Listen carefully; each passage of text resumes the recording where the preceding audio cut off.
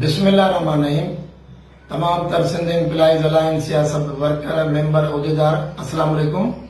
दोस्तों, जीअं त अॼु 6 अक्टूबर जे सिलसिले में ठटे ज़िले ऐं सिंजाल में तमामु वॾी लेवल जा शेड्यूल एहतजाज हुया, जंहिंमें मूंसां सी जो मरकज़ी अॻवान सैयद सरदार अली शाह साहब गॾु।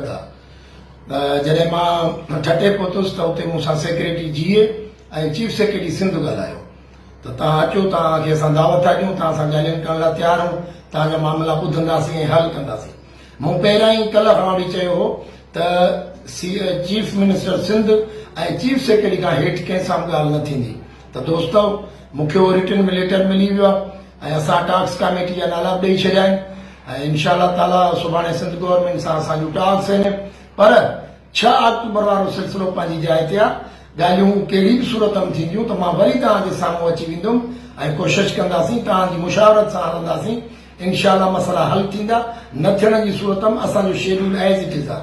तंहिंजे करे तव्हां जेके बि असांजा वर्कर हो, लोकल क़िस्म जा जेके लीडर हो सभिनी तंज़ीमुनि जा, तव्हां पंहिंजो होमवर्क पंहिंजी तयारी में रहो ऐं इनशा अल्लाह ताला सुभाणे शाम वरी तव्हां सां लाइव अची वेंदासीं।